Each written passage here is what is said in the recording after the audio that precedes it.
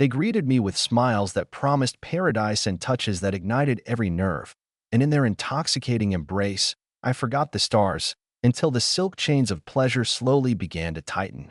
The last thing I remembered of the void beyond this place was the stuttering cough of my damaged thrusters and the cold, unfeeling stare of the deep black. I was adrift, a speck of organic matter spiraling into oblivion, when the signal found me.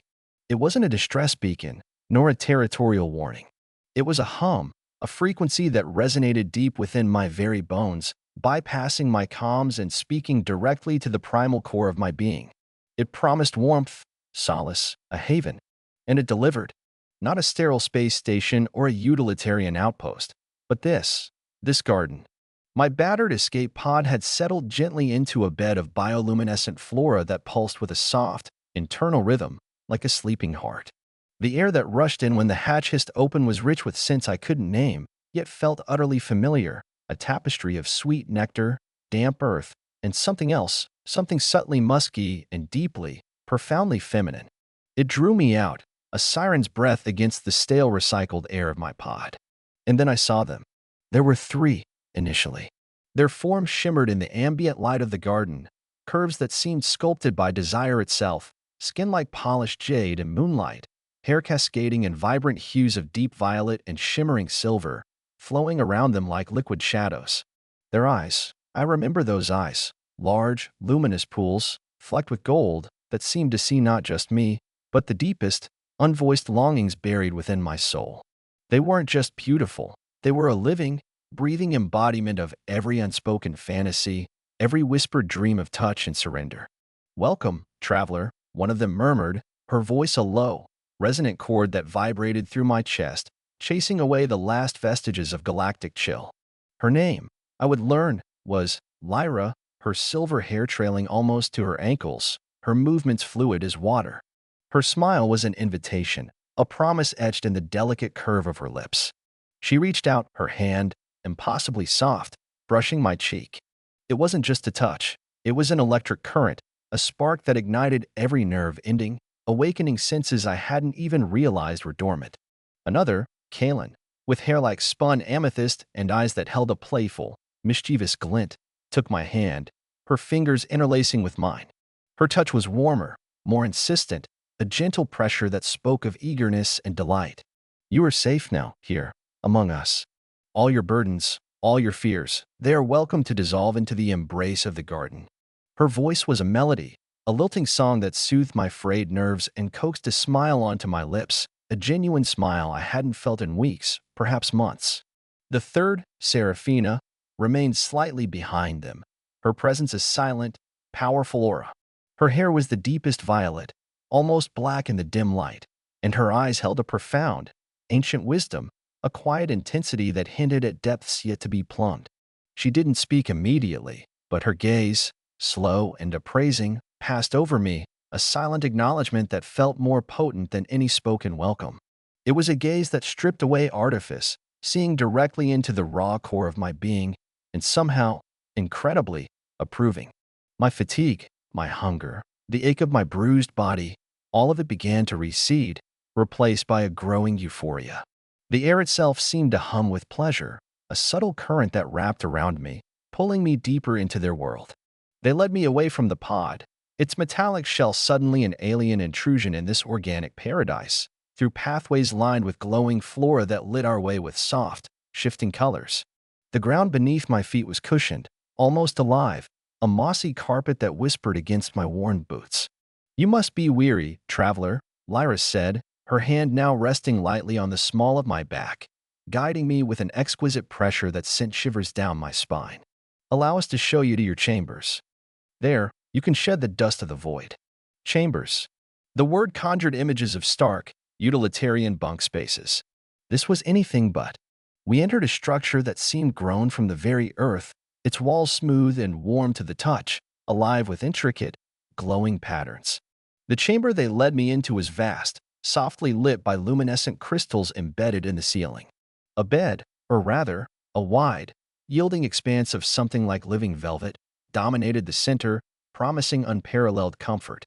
The air within was even richer, denser with those intoxicating feminine scents, mingled now with the delicate aroma of exotic blossoms. "Rest," Kaelin urged, her eyes sparkling. "Let us tend to you." Before I could protest, before my mind could even form a coherent thought, Lyra and Kaelin were at my side. Their movements were effortless, a seamless dance. My tattered space suit, grimy with the dust of distant stars, was divested with a practiced ease that suggested they had done this countless times. Each touch was deliberate, intoxicating. As Kaelin unzipped my outer shell, her fingers brushed against my skin, sending a jolt that made my breath catch. Lyra, meanwhile, was already working on my inner layers, her touch light, almost reverent, yet undeniably possessive. My body, accustomed to the cold isolation of space, reacted with an almost desperate hunger to the warmth of their hands, the brush of their soft skin against mine. They stripped me slowly, deliberately. Each piece of clothing removed a small surrender, a step further into this paradise. The cool air of the chamber kissed my exposed skin, only to be immediately replaced by the warmth of their bodies as they pressed closer. When I stood naked before them, a flush rising on my skin that had nothing to do with modesty and everything to do with burgeoning desire, Lyra's eyes softened, a look of profound satisfaction on her face. "Beautiful," she whispered, her voice a silken caress, and the word, delivered with such sincerity, resonated deep within me, filling a void I hadn't known existed. They led me to a pool, a shallow basin carved from smooth, dark stone, its water shimmering with internal light. The water was warm, infused with essences that relaxed every muscle, washing away the grime and fatigue of my journey. They bathed me, their hands gliding over my skin with a tender intimacy that bordered on reverence. Kaelin's fingers massaged my scalp, releasing tension I hadn't realized I held, while Lyra's hands smoothed over my back, tracing the lines of my spine with a feather-light touch that promised so much more. Seraphina stood by the edge of the pool, watching, her gaze unwavering, a silent, powerful presence that drew me even as it subtly unnerved me. My mind, so accustomed to analysis and survival, began to drift, lost in the overwhelming tide of sensory input. Logic and caution seemed flimsy, irrelevant. All that mattered was the here and now, the exquisite pleasure of their touch, the intoxicating scents, the soothing warmth. After the bath, wrapped in soft, scented cloths that felt like spun moonlight, they guided me to the bed. It cradled me, conforming to every curve of my body, a softness so profound it felt like sinking into a cloud. Food was brought, fruits I'd never seen, bursting with flavors that exploded on my tongue, sweet and tangy and rich, along with a liquid that tasted like liquid sunshine and distant memories. They fed me, morsel by morsel, their fingers brushing my lips, their eyes holding mine, filling me not just with sustenance, but with a growing, intoxicating sense of being utterly cherished, utterly desired. "You are home now," Lyra murmured, leaning close, her breath warm against my ear. Her scent, a subtle blend of musk and wildflowers, filled my senses, drowning out all other thoughts. "Here, there is only pleasure, only fulfillment." Kaelin, ever playful, ran a finger along my arm, her touch leaving a trail of warmth. "And we are here to ensure that fulfillment is complete." Her smile was dazzling, promising untold delights. Seraphina, finally, stepped forward. She didn't touch me, but her eyes, deep and knowing, held mine. "Let go," she said, her voice a low thrum that vibrated through me, not a command, but an irresistible suggestion. "Let the garden take you. Let us take you." And I did. I let go. Days bled into nights, or perhaps nights into days. Time lost all meaning in the garden. The sun, if there was one, never truly set, merely shifted its intensity, painting the sky in hues of perpetual twilight or soft dawn. The bioluminescent flora provided a constant, gentle illumination, creating a world of perpetual, exquisite twilight. I learned their names, not just Lyra, Kaelin, and Seraphina, but others who drifted in and out of my awareness like benevolent spirits: Anya, with her fiery red hair and passionate embraces, Talia, quiet and ethereal, whose touches were like whispers of silk. My every desire, spoken or unspoken, seemed to be anticipated. If I craved a certain flavor, a new fruit appeared. If I felt a fleeting thought of a melody, music would fill the air, tailored to my mood. They were always there, yet never intrusive, their presence a comforting, thrilling constant. They adorned me in soft, flowing garments made of unknown, shimmering fabrics that flowed over my skin like liquid caresses. They wove garlands of glowing flowers for my hair, painted intricate patterns on my skin with bioluminescent dyes that pulsed gently in the dim light. But it was the physical connection that truly consumed me. They were goddesses of touch, masters of the erotic art. Their bodies, fluid and strong, moved with a grace that was mesmerizing. They explored every inch of my skin, learning the topography of my desire with an eager curiosity that was both humbling and intensely arousing. They taught me new sensations, new pathways to pleasure I had never conceived. Their kisses were a languid descent into pure sensation, their lips soft and yielding, their tongues dancing with mine, tasting of sweet nectar and something akin to pure, distilled joy. Lyra, with her serene beauty, was the embodiment of profound intimacy. She would gaze into my eyes during our deepest moments, a connection that felt soul deep, as if she could see the very essence of my being and found it utterly compelling. Her touch was tender, yet capable of an intensity that left me breathless. She reveled in the slow burn, the escalating tension, drawing out pleasure until my entire body hummed with it. She would whisper encouragements, words that resonated with a profound sense of acceptance and adoration, making me feel utterly worthy, utterly magnificent. Kaylin, on the other hand, was all vibrant energy and playful abandon.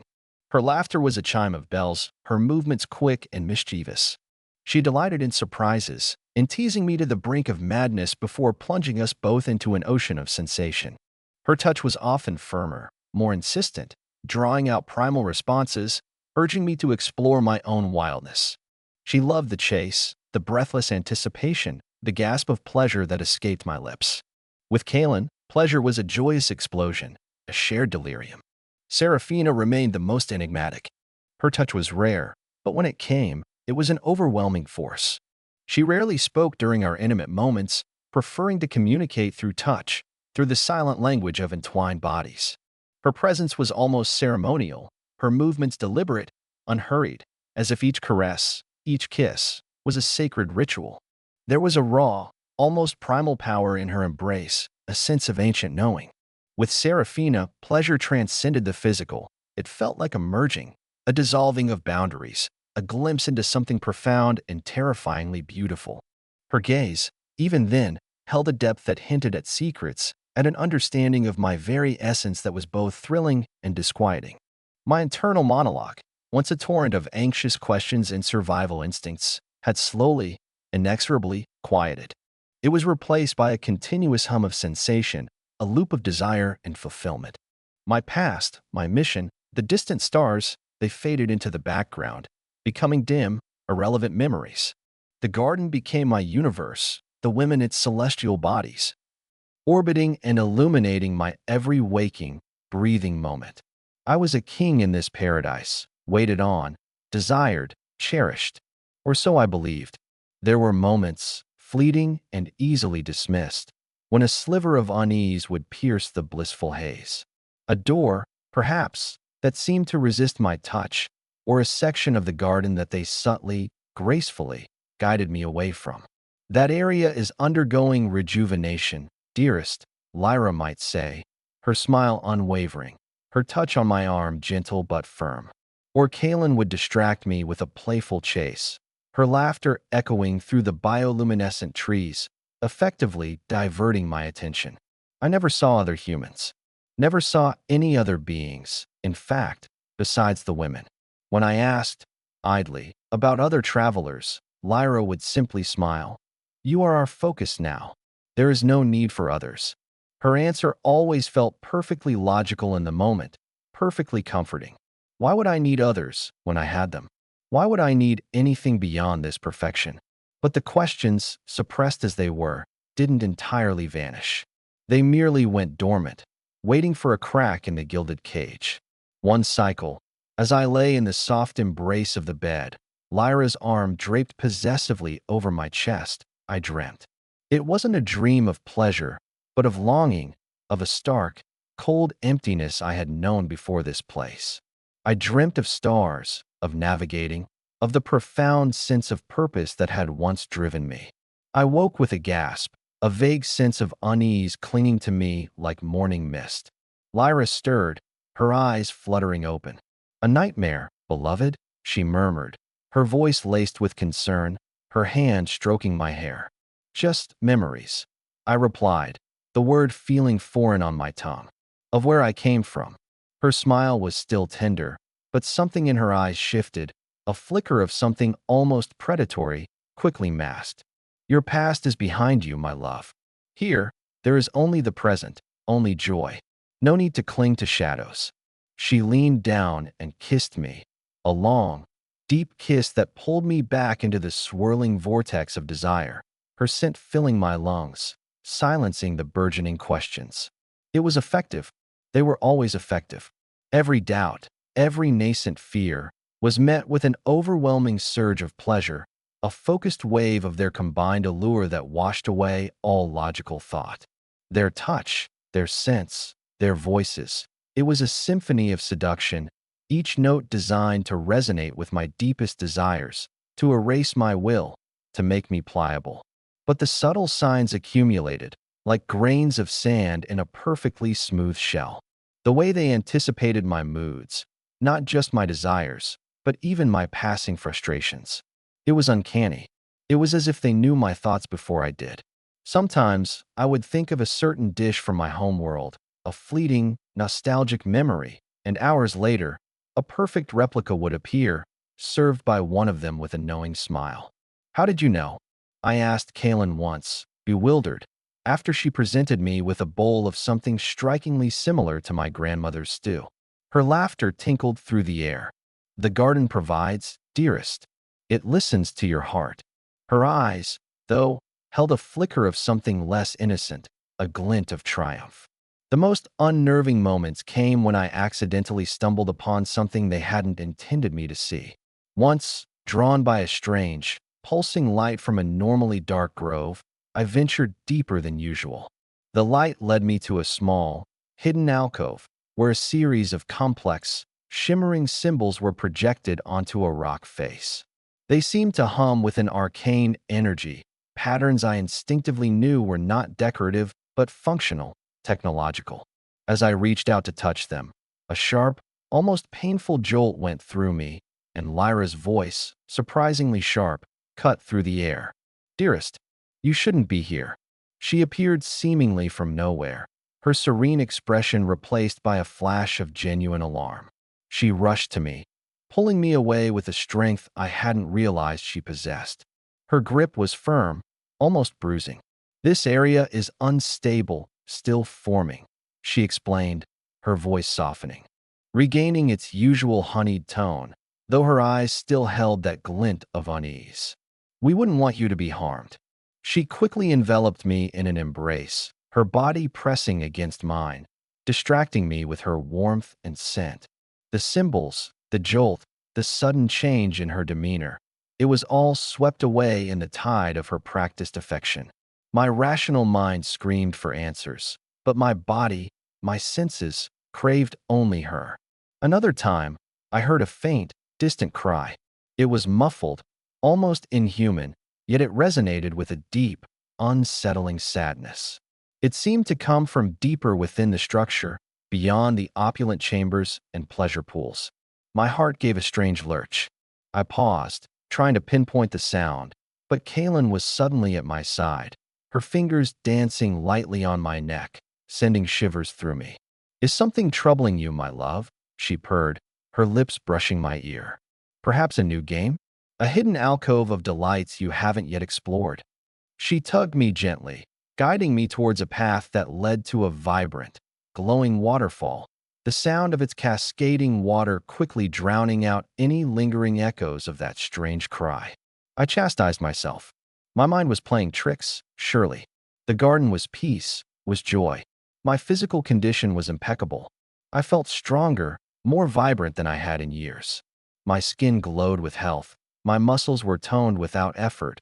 My senses incredibly acute. Every taste was richer, every scent more potent, every touch an ecstasy. It was a perfect physical state, designed, I now suspected, for maximum reception of pleasure. But psychologically, I was fraying. The constant sensory bombardment, the endless cycle of gratification, while initially blissful, began to feel like a subtle erosion. My thoughts, once my own, felt hazy, less defined. My will, once fiercely independent, felt pliable.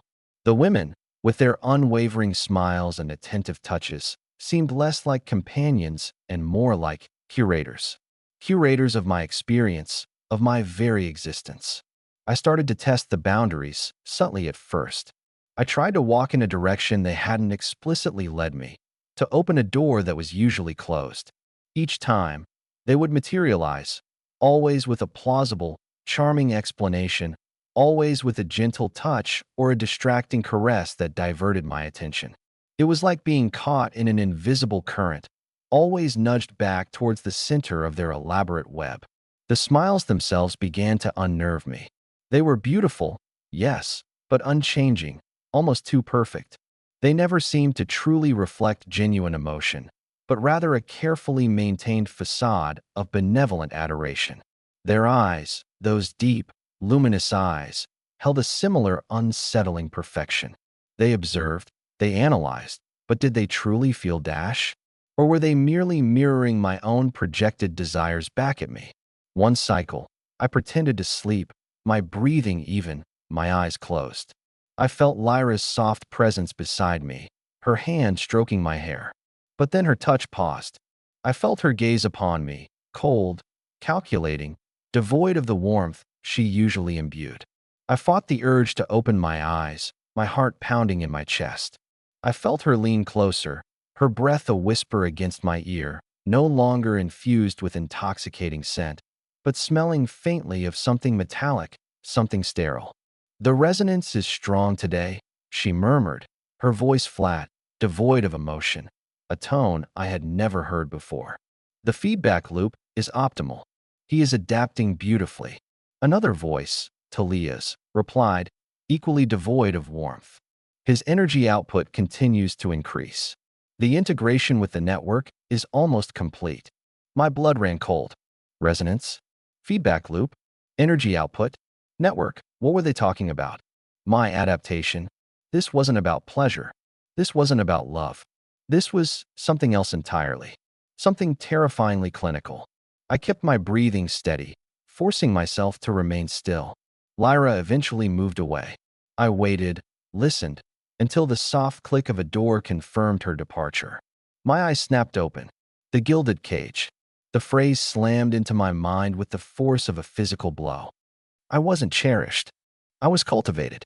I wasn't loved. I was harvested. The dread, once a subtle hum beneath the pleasure, now roared to life, a primal scream in my skull. My skin, so recently tingling with ecstasy, now crawled with revulsion. Every touch, every kiss, every moment of bliss, it was all a lie, a meticulously crafted illusion designed to lull me into a state of blissful ignorance while they did what? I needed to find out. I needed to see beyond the beautiful facade. And I needed to escape. My first thought was to confront them. But the chilling, detached tone in Lyra's voice had instilled a deep, paralyzing fear. These weren't benevolent goddesses. They were something else, something far more dangerous, far more sophisticated than any enemy I had ever faced. Confrontation would be folly. I needed information. I needed a plan. The next few cycles were an agonizing charade. I continued to play the role of the willing, blissfully ignorant subject, allowing their touches, receiving their ministrations, all while my mind raced, frantic with a cold terror. Every caress, once a source of euphoria, now felt like a binding rope, tightening around my soul. Every loving gaze felt like the analytical stare of a predator. I began to pay closer attention to their patterns, their routines. They were meticulous, precise.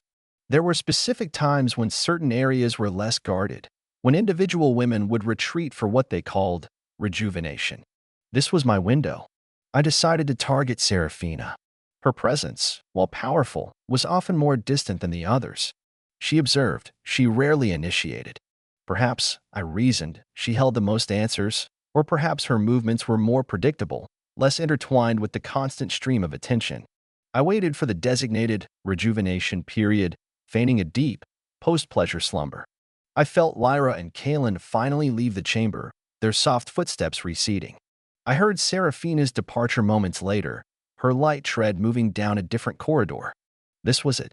My heart hammered against my ribs, a frantic drumbeat of fear and adrenaline. I slipped from the bed, my movements cautious, silent. The soft, shimmering garments they dressed me in were a liability now, too flowing, too easily caught. I stripped them off, preferring the vulnerability of nakedness to the encumbrance of their gifts. I remembered the direction Serafina had taken, the faint whisper of a sliding door I had attributed to my heightened senses. I moved through the opulent chambers, now feeling like a maze of gilded bars, not welcoming halls. The bioluminescent light, once a source of comfort, now seemed too bright, too revealing. I hugged the shadows, my bare feet silent on the cushioned floor. The corridor led deeper than I had ever been. The air grew subtly cooler, less fragrant. The organic architecture gave way to smooth, polished surfaces of what felt like cool, alien metal. This was not the pleasure garden. This was its hidden heart. I found the door. It wasn't the ornate, flowing entrance to a pleasure chamber. It was a simple, seamless panel, almost invisible in the wall. I pressed my hand against it, searching for a seam, a control panel. Nothing. It felt like a solid wall. Panic began to rise. Had I miscalculated? Was this a trap? Then I remembered Lyra's earlier words, the resonance, the network. And Serafina's silent, profound gaze. Her power. Could it be biometric? Psychic? I focused, trying to channel the fear, the anger, the sheer desperation that was surging through me. I pressed my hand against the panel again, this time with a surge of raw mental energy, picturing the door opening, willing it to open. And slowly, impossibly, a faint shimmer appeared on the surface. A hairline crack formed, glowing faintly, then widening. The panel hissed, sliding silently into the wall, revealing a dark, sterile corridor beyond. I stepped through, the air immediately colder, devoid of the garden's intoxicating scents. It smelled faintly of ozone and something metallic, something like a clean, sharp electrical current. The corridor was narrow, dimly lit by stark, white lights embedded in the ceiling. No bioluminescence here. This was their world, their truth. I moved deeper, my steps echoing in the unnatural silence. The silence itself was terrifying after the constant hum and music of the garden.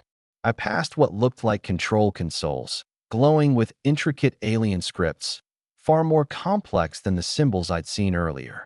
This was not a place for pleasure. This was a place for operation. Then I heard it, a faint whirring sound, and a rhythmic, almost mechanical thrum.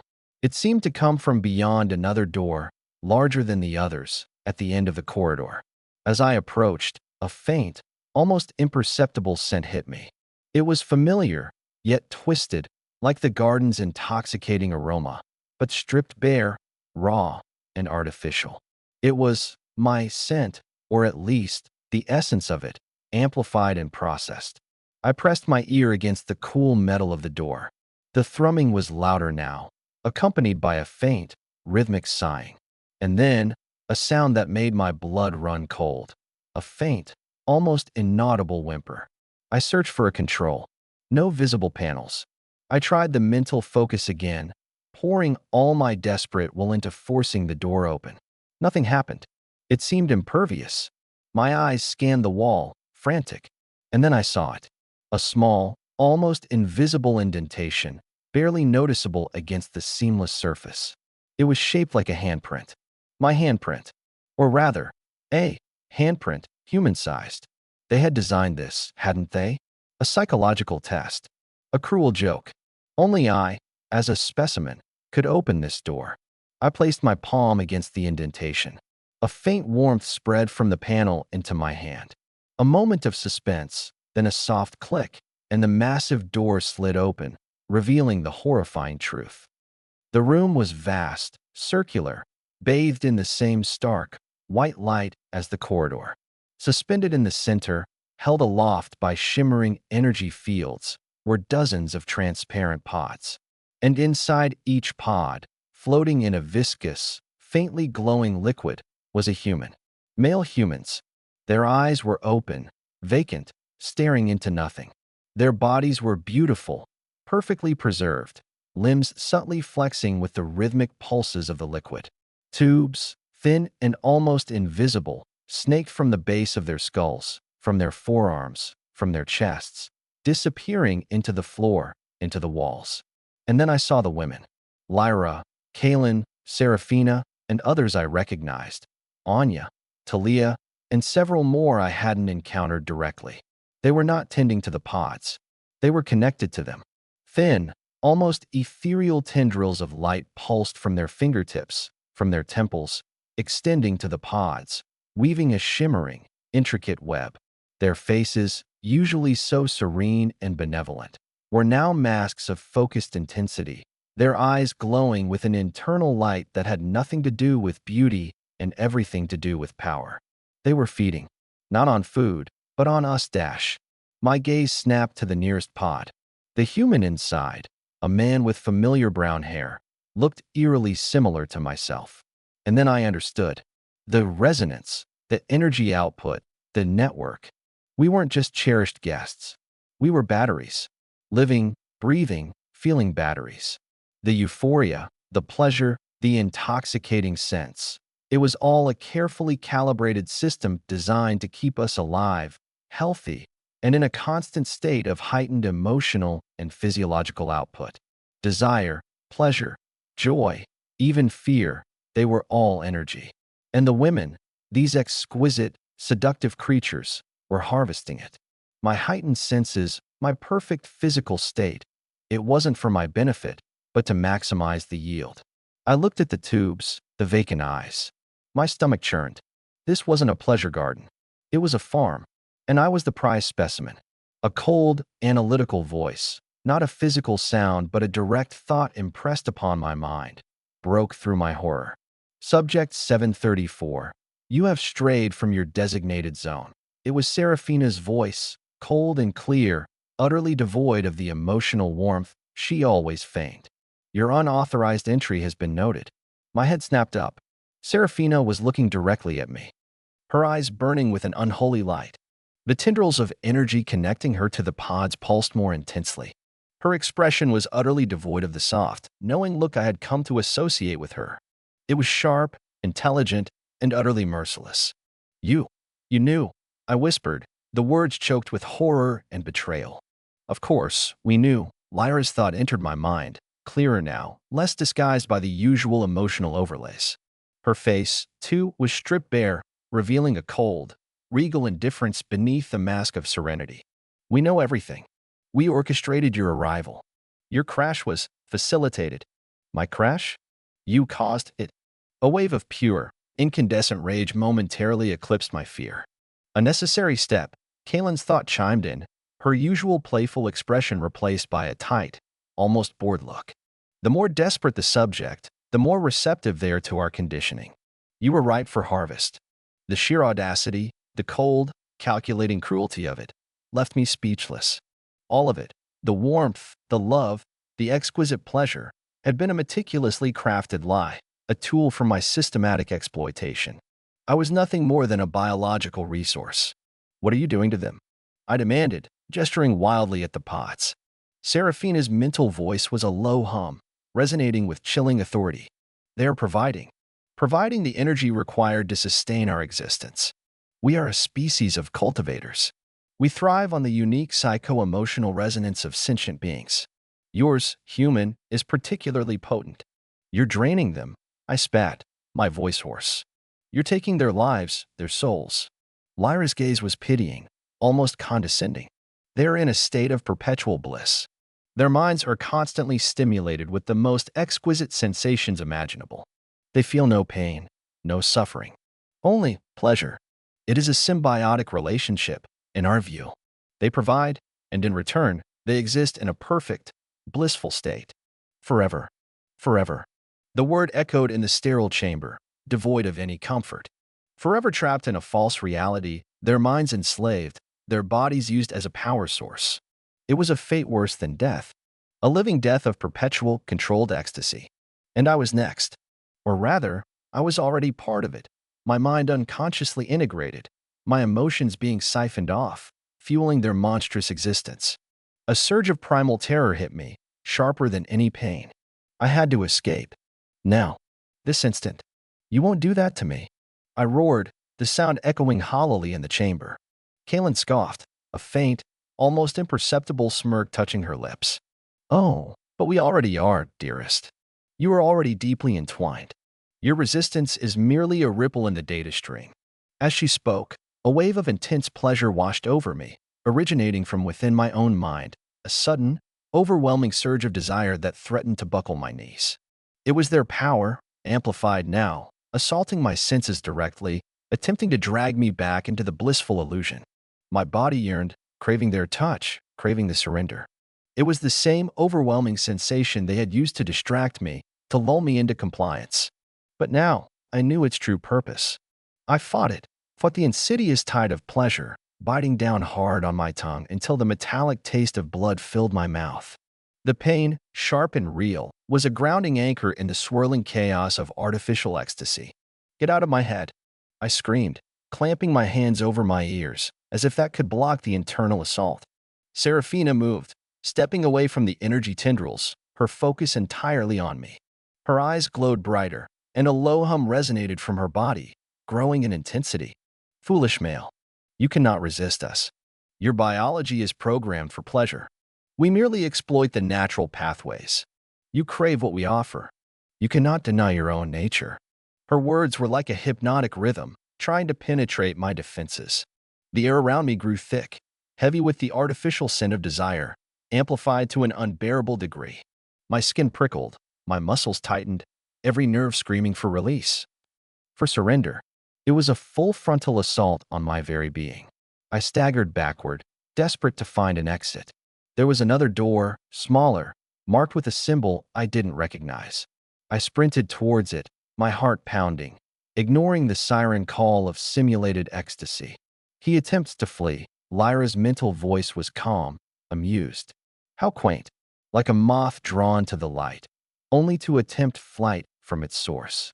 As I reached the door, pushing against it with all my strength, Kaylin was suddenly there, blocking my path, her agility terrifying. She didn't touch me, but her eyes, now fully lit with internal energy, focused on mine.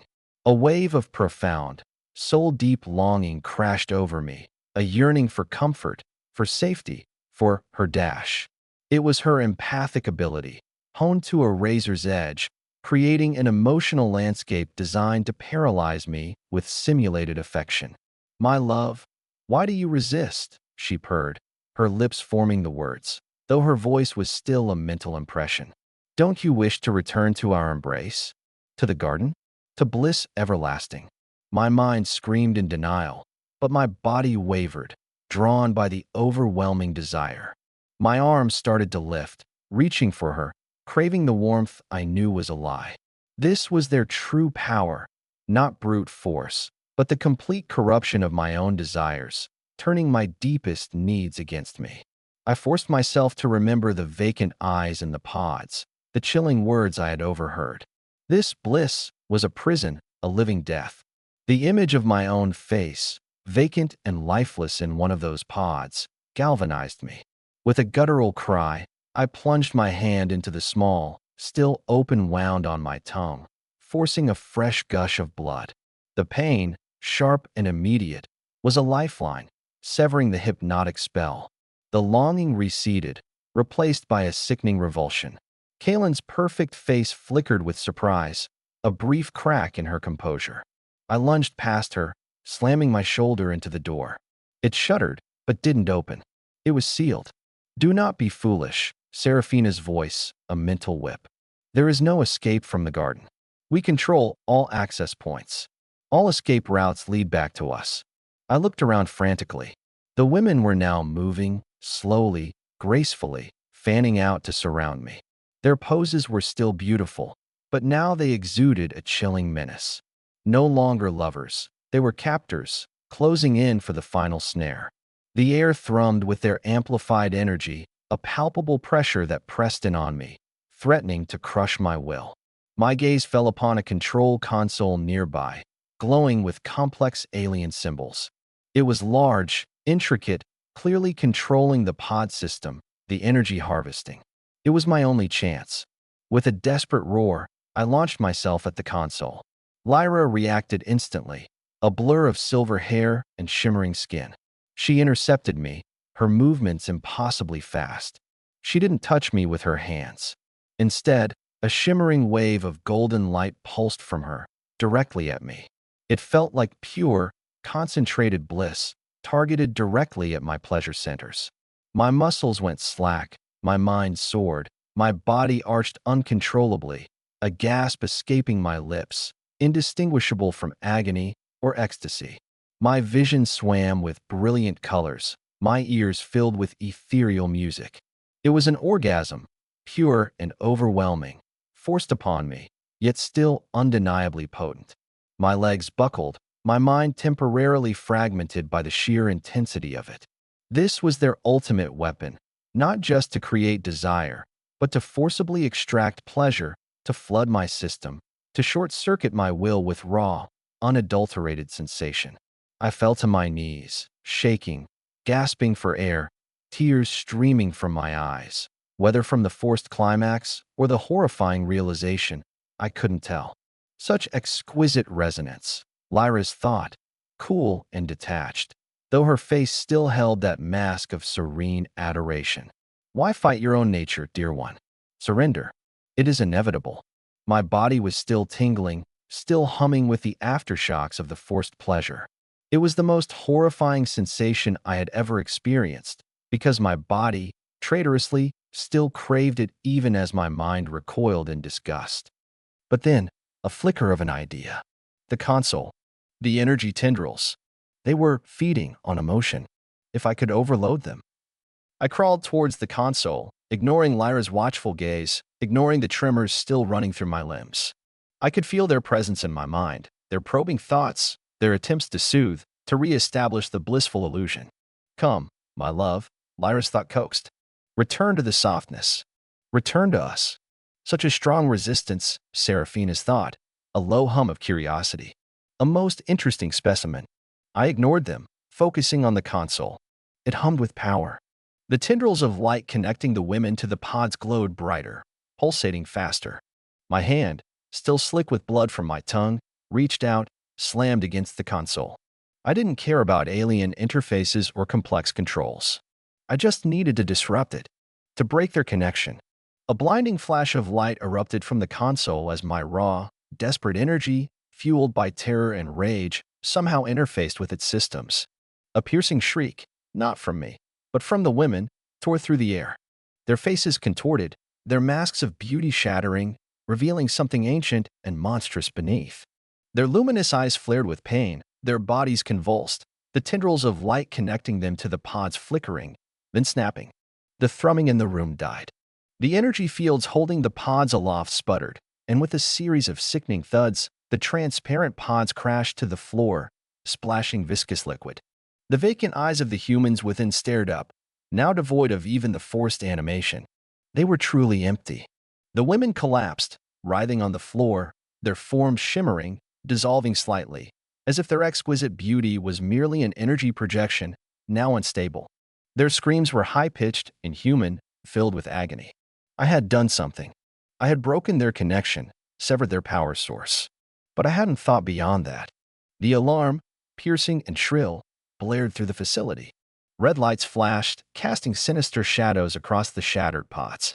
I had bought myself seconds, perhaps minutes, before the full force of their wrath, or whatever other defenses they possessed, descended upon me. My legs, still weak, still trembling, propelled me forward, past the convulsing forms of the women, past the shattered pods, towards the exit door. The one I had opened with my will. Could I open it again? I slammed my hand against the panel. Nothing. The energy from the console had faded. My raw desperation was not enough now. Panic, cold and suffocating, seized me. I was trapped. I had broken their farm, but I was still the animal in the cage. And then, a figure, not Lyra or Kalen, but Seraphina. She was rising, slowly, painfully, her hair disheveled, her skin shimmering erratically, but her eyes, those terrible, ancient eyes, fixed on me with an intensity that promised unimaginable retribution. You have destroyed much, human, her mental voice rasped, weak but filled with venom. But you cannot escape us. We are everywhere. We are the garden. As she spoke, the wall beside me began to shimmer, the organic architecture flowing, shifting, like liquid. A new opening? An escape route? Or another trap? I didn't care. Any opening was better than this. I plunged through the shifting wall, finding myself in a narrow, dark tunnel, pulsating with what felt like raw, living energy. The air was thick, suffocating. It smelled of ozone and something akin to burning flesh, a far cry from the sweet nectar of the garden.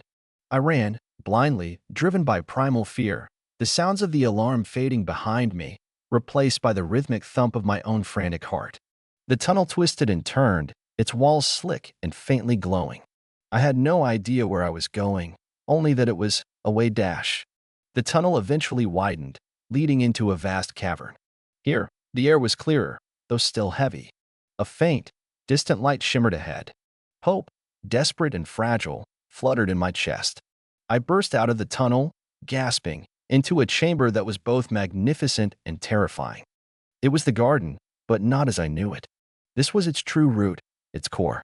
Giant, colossal biostructures pulsed with immense power, rooted deep in the earth, reaching up towards a cavern ceiling that seemed to merge with the distant, true sky. And everywhere, tiny filaments of light, like capillaries, spread out from these central structures, connecting to smaller, glowing nodes that pulsed with energy. It was a vast, living machine. The entire colony was a single, organic entity, and the women were its operators. And then I saw it. A vessel. A sleek, black shuttle, docked directly into the biostructure, drawing power. It was small, an escape pod of sorts, but infinitely more advanced than my own. My only chance. But between me and the shuttle, they waited. Not Lyra, Kalen, or Seraphina alone, but all of them. Dozens of them, perhaps hundreds, shimmering in the ambient light of the cavern. Their faces were no longer beautiful, not truly. The exquisite masks had fallen away, revealing something alien, something monstrous. Their eyes glowed with an unnerving, shared intensity, their movements synchronized, a terrifying dance of predators. They were the garden, and the garden was waking. There is nowhere left to run, human, their collective voice, a chilling whisper that filled my mind, resonating with a crushing certainty. You have disturbed the balance. You have threatened the source. We will reclaim what is ours.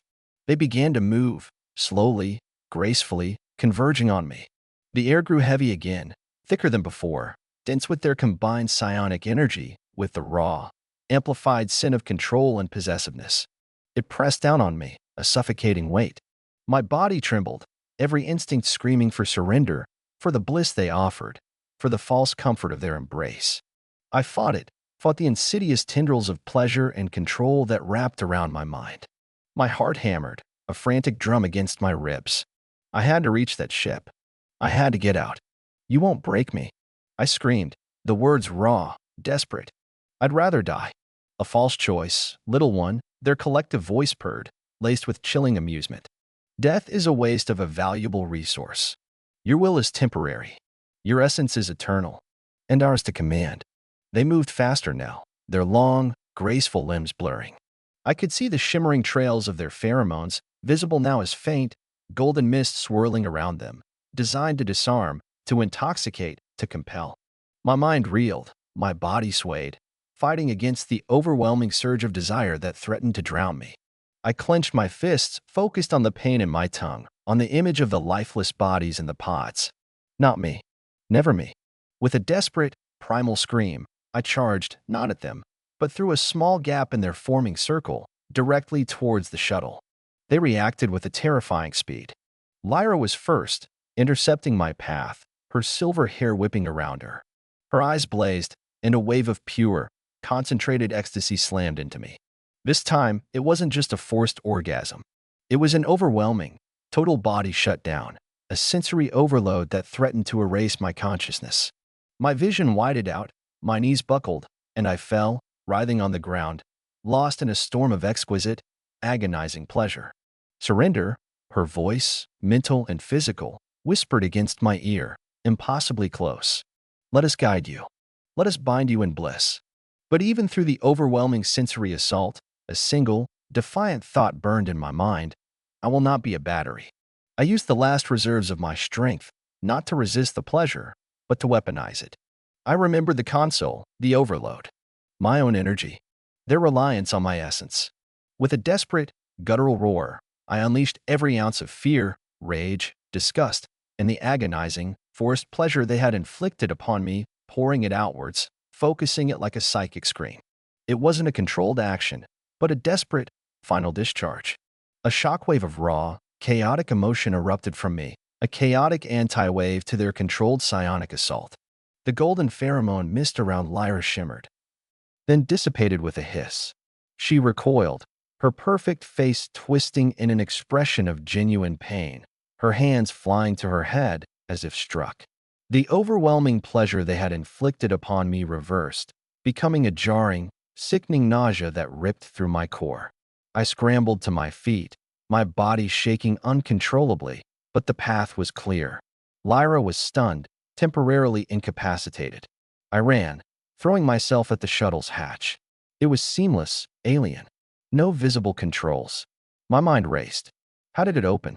They used psionic energy. Their will. My will. I slammed my hand against the hatch, pouring every last fragment of my shattered will into it. Not just a desperate wish, but a burning, agonizing command. Open. A faint shimmer appeared on the hatch. A slow, agonizing groan came from the metal as it began to retract, inch by agonizing inch. Behind me, the collective women stirred, their painful cries turning into a unified, furious growl. They were recovering. Serafina was already rising, her eyes blazing, no longer distorted by pain, but filled with a cold, terrifying fury. You will not leave this place, human, her voice, now a booming, resonant command in my mind, echoing through the cavern. You are ours.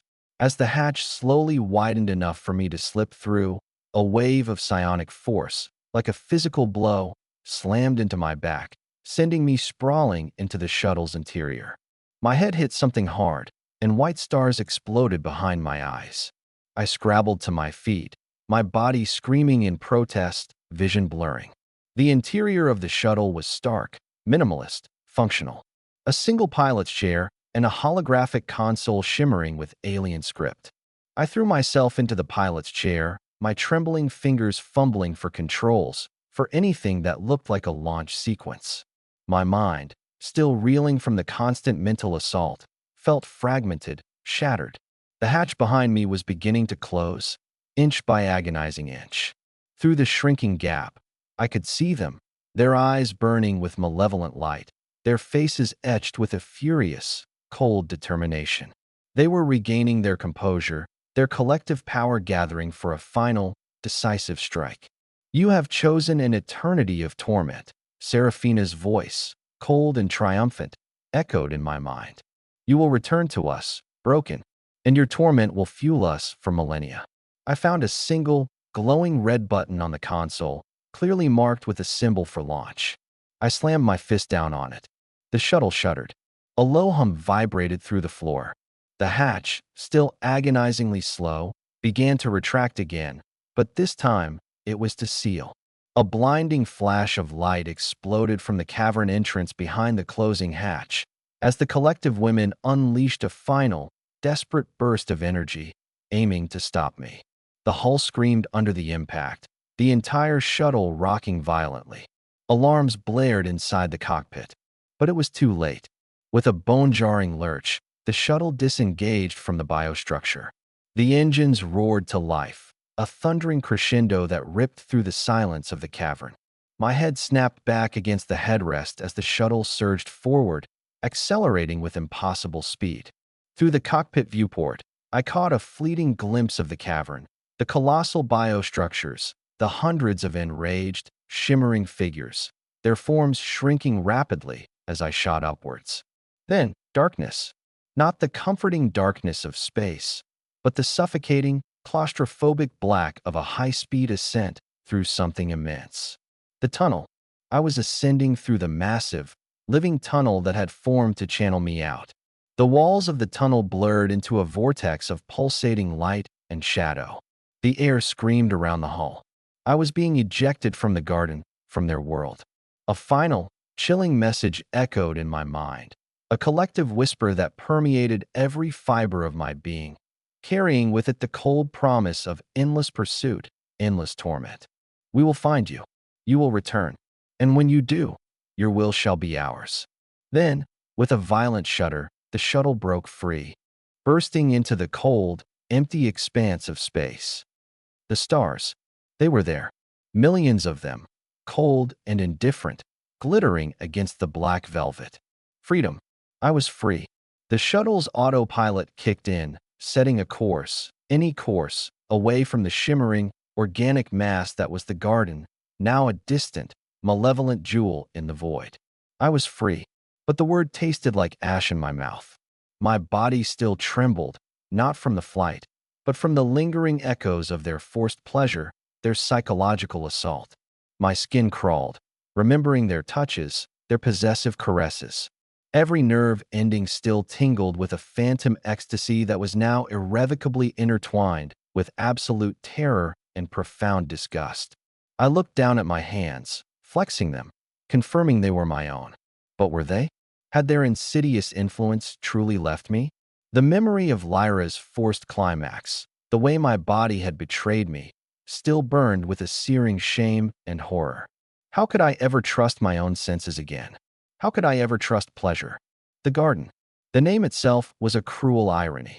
A paradise that was a gilded cage, a farm for sentient energy, where beauty was a tool and desire a weapon.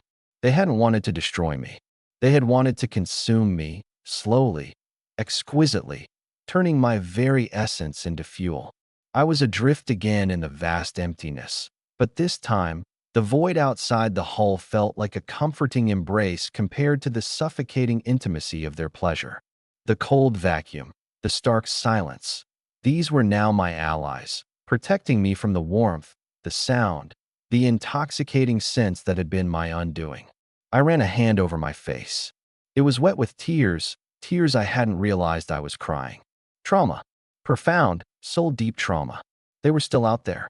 These beings who could orchestrate a planetary ecosystem, who could manipulate human minds with frightening precision, who viewed life not as sacred, but as a resource. They had promised to find me, and I had no doubt they would try. The stars, once a source of wonder and adventure, now seemed to mock me. Every sparkle, every distant light, could it be them? Lurking, waiting, their beautiful, terrifying faces already calculating my return. I was a survivor. My body was intact. But my mind was a fractured landscape of corrupted pleasure and persistent dread. The silk chains had tightened, then snapped, but the marks they left would never fade. The terrifying loss of free will, the systematic erosion of myself, had left an indelible scar. I closed my eyes, but the images were still there. The shimmering bodies, the knowing smiles, the vacant eyes in the pods, and the chilling promise, you will return. And when you do, your will shall be ours. The silence of the shuttle was vast, and in that silence, I heard it, faint but clear, the echo of their collective whisper, a haunting, seductive call that promised bliss, and only bliss, forever. And I knew, with a horrifying certainty, that the true escape would never be from the garden. It would be from myself.